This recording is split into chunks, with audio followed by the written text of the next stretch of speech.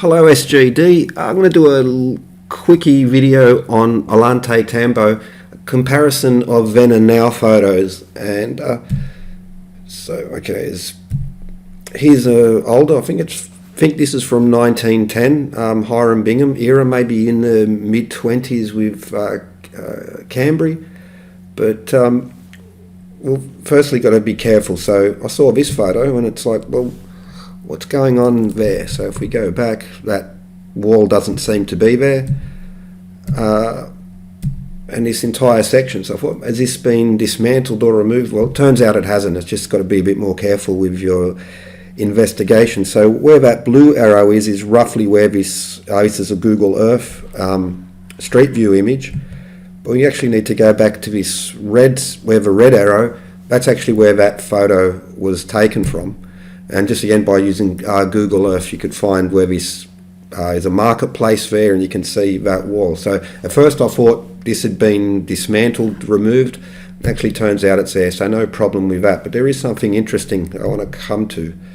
So let's compare. All right, so here we have another view, and we look at this old photo, and we can place that one. So comparison then and now. I'm almost sure that this is 1910 Hiram Bingham or mid-20s, but that's where we are. And just to highlight, we have that staircase and this large stone there as well. So just a comparison of that's where it would be then and now. So this is as it is now, and we'll compare it. So here we see this old photo, and again I've placed that. The angle doesn't match up precisely, but very close. Alright, but we'll just move that to the side, and well, now you can see that restoration work has been done. You can see that staircase as well, there, it's been repaired, and also this section of wall. And so looking at what's been restored, how it was then, the work that's been done, probably not ill-advised, probably wouldn't do it now, but c'est la vie. Okay, now let's focus in on this section and zoom in on that. Now this photo, this was how it was available on the web, but it's been mirrored. That's not correct. So what you actually need to do is flip the photo, mirror it horizontal, and you can see, you can count, it's the 7th little niche across that they're standing in front. Also notice that all these, every second niche has a what's the word, tab inserted. So one's flat, and then you can see every second niche has got a wouldn't quite call it a dovetail, but an insertion, but that's where it is. And you can see that gateway there at the end. So again, I've just highlighted and zoomed in on that. Now here we can see there has been a clear restoration. This stone has been replaced and moved on. So where the yellow circle is, stone wasn't there, and it's been put back in place. And you even look at the top of the lintel above that gateway, portal, doorway, whatever you want to call it. There's been a bit of change there as well. It's essentially the same angle, and again you can see that's where those fellas would be standing, in front of the 6th and the 9th niche, away from that gateway. And once again, you can see that since that time, that stone's been put back in place. So sticking with that view, now here's the Martin Chamby. He took a lot of photos. I think in 1925 was the main period, but so that's the section that he's looking down. Alright, now I want to zoom in on that portion, so you can see that directly above. Firstly, notice that the stone on the floor there seems mostly buried, and now it's, I would say, maybe 30 centimetres, a foot exposed now. But it's this, now we see that same entranceway, the trapezoidal sort of doorway. So we see those stones there. You can even identify them by the bosses sticking out. But we've seen the black and white, the old photo that there tilted outwards, and so, well, that's how they are now. So again, this is repair, restoration, and so again, this was not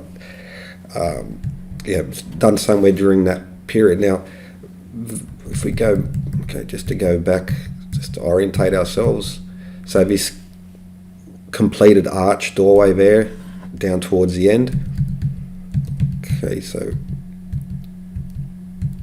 Okay, now here's a photo looking from the other direction. So you can see the fella there standing there in the bottom right corner.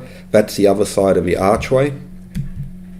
And here are some old photos from, again, I couldn't get exactly match up the angles, but we can see those. And so just to highlight, you can follow the arrows, that original stone there above the lintel, and that's how it was in the old photos. But there's been some change with the stones there above, and mostly in some seems to have been removed. It's been probably the mud mortar's been washed away and lost. But then and now, okay, not so. Again, you can see where the lady is standing. That's now there is that was that stone I highlighted earlier where it's been restored. Probably it's the stone directly beneath her. So bottom left corner, that stone probably was the one that was placed back on top there. But what I want to get to is, okay, so there we are. Now I want to, in the yellow ellipse, focus on that stone. We're going to orientate ourselves with that stone. Here's a slightly different view, and again, that's the stone we'll be using to orientate. It's notice the bar, that's sticking out, so it's an unfinished stone. You can see, you'll see another one. This stone was partially finished, and so another view we're looking down and just that follow the yellow arrow. That's that same stone from another view, and there it is again. So if I go back a moment, now notice that stone, how the boss that's sticking out, it's quite rough. But now you can see there's another stone where it's very clean. So, and also you can see the highlighted stone with the yellow arrow. Again, you can see it's only partially worked on top. It's quite rough. So here's an old photo in comparison, and you can see, well, just sort of follow the. You can see that bar. It's the large, let's call it the altar stone. It has a really nice clean tab sticking out, and the wall in front, which again has a very primitive wall behind. It's forming a casing stone. Keep that in mind, that these very nice stones have this older, that they're a casing stone with work behind it. Keep that in mind, because again, just where the black arrow is, that's that stone I mentioned earlier, the unfinished one. There you can see how rough it is, and how the bar, the tab running across it is quite rough and unfinished compared to its neighbour.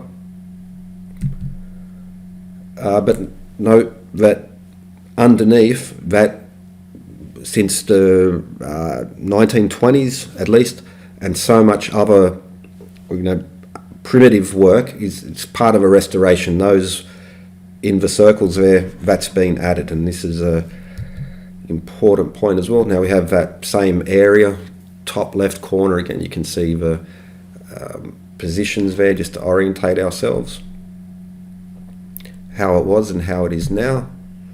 And again, you can see how that, again, the yellow circles, that's the same stone, and this is work that's been done since at the very latest, since the 1920s.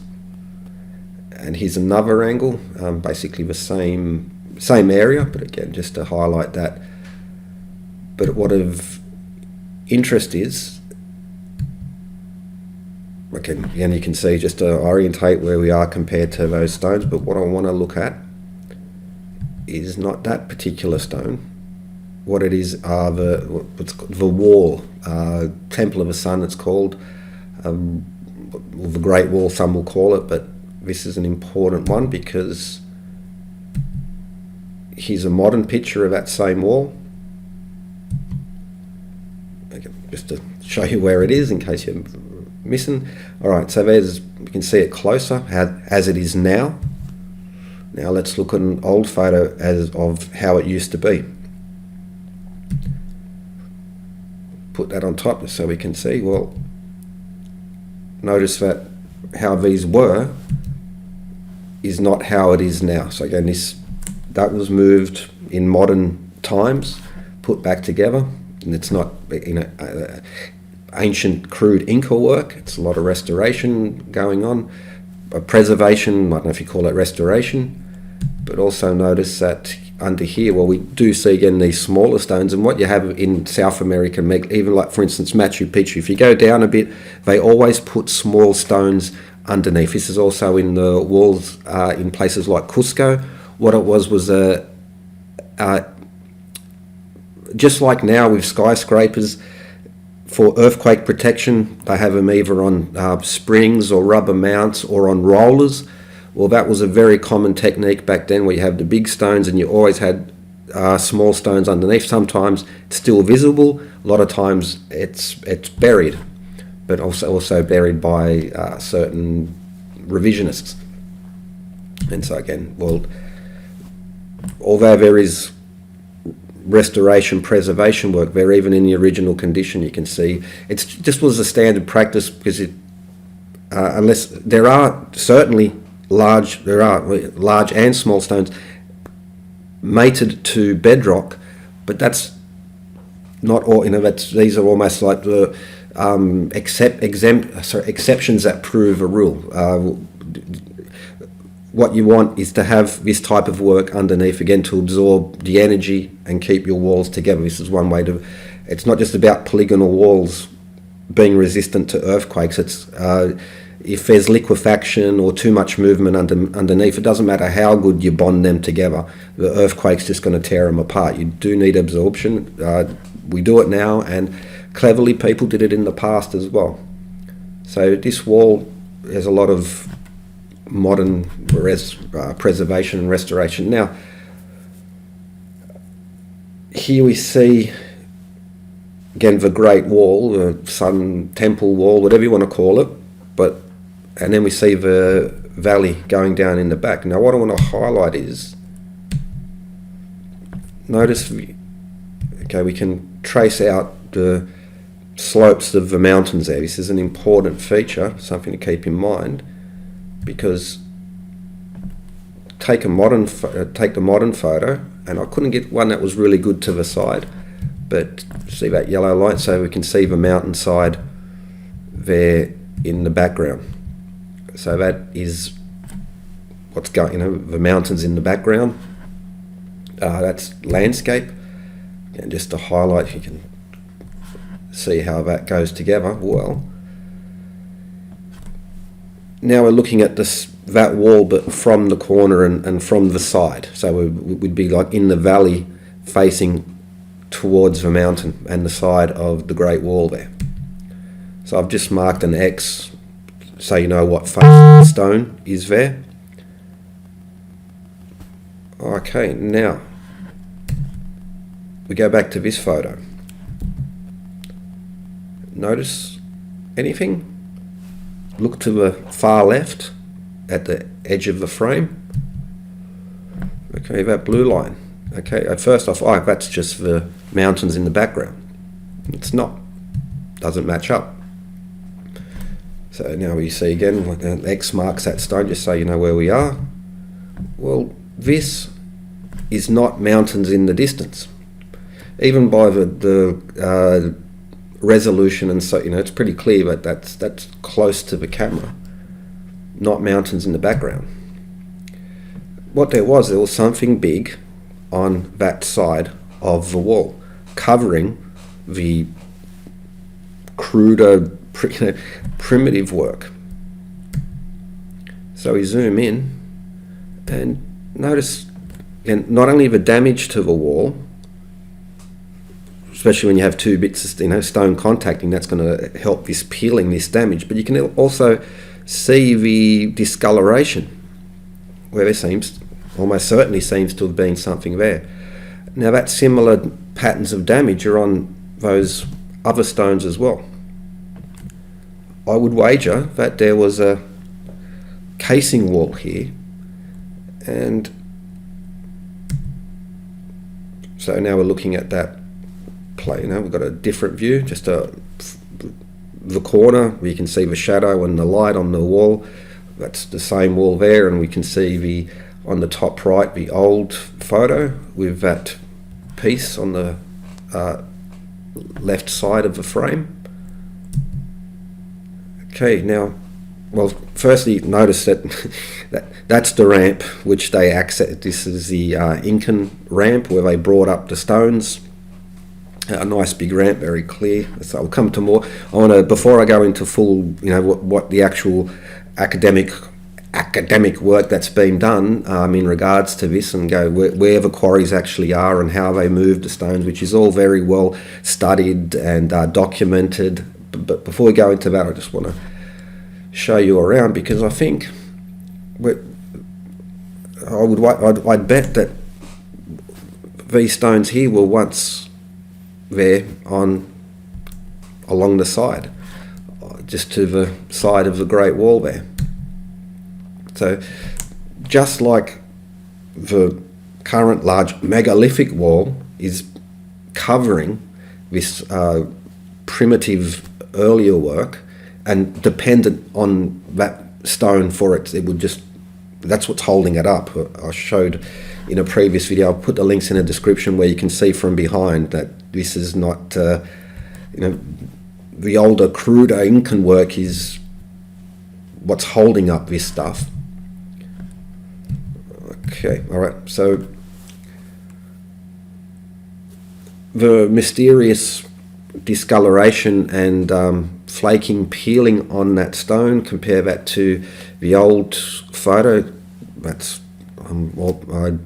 definitely not unless some giant mountain was there in the past and somehow it was in high resolution in comparison, to the distance of the mountains you can see in the distance.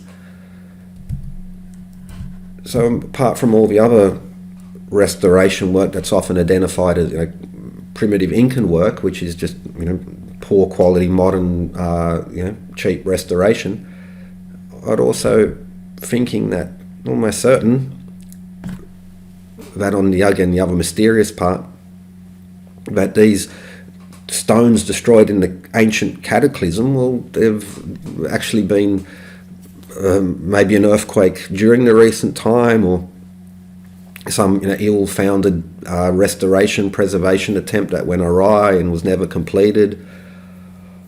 Vandalism, I don't know, but and even if I can't say definitively that those stones I'm highlighting were what was on the side of the Great Wall there in Ollantaytambo, but I would something was there, and I would wager on their position that it was probably these stones. And this will go a long way to explaining, because on the opposite side of the Great Wall we have a similar feature, as you can see, where you have these large stones and then the filling in between, or just like in the Great Wall itself, where you can see the large stones and then shims, small wedges of stone were inserted into the gap. So if you hear that these were precise, well, the stones are roughly fit, and then they've inserted a shim in between. So just like on the top left there, those stones are not precisely fit, then there's rough work between. Well, we're going to put shims in there.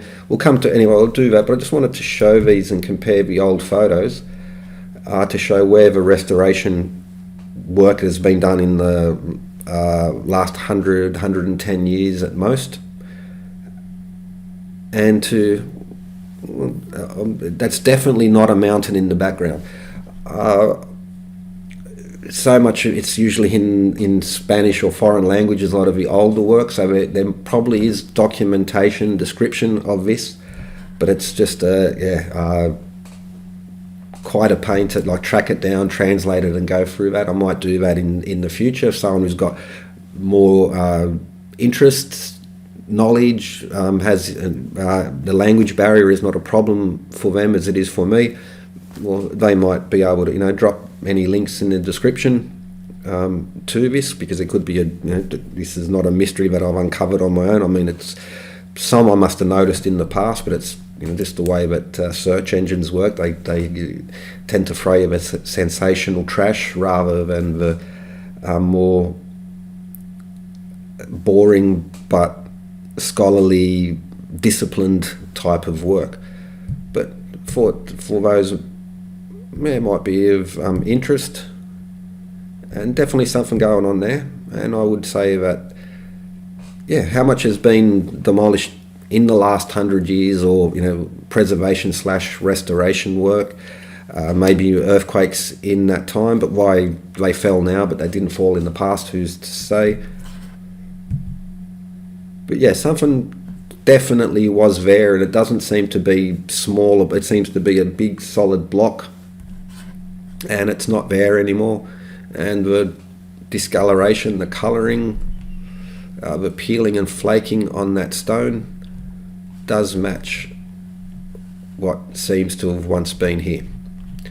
All right, with that's all. More to come. I'm going to go full in depth into where the actual quarry is, what the stones actually, what type of stone they actually are, how they transported it across the river. Which, spoiler alert, the river runs dry for most of for a good part of a year, and you can walk across the river without even getting your feet wet, and those type of things. But